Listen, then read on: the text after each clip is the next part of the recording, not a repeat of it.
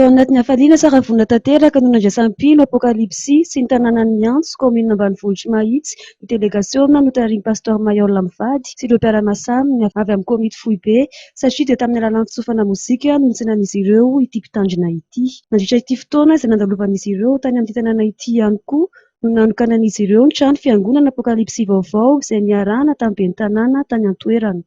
Ny sabata faha-20 volana Oktobra taona 2024 eto anatrehan'ny ben'ny tanànan'ny Miantso ny filoha rezonaly ny pasteur Rabematany, ny filohan'ny fiangonana Lolona Fetra sy ireo filohan'ny fiangonana avy amin'ny paroasy manodidina, ireo solitenan'ny Foibe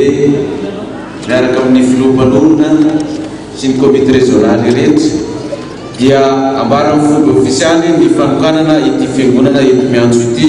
amin'ity fanapahana ity ruban orange, fotsy ary manga ity.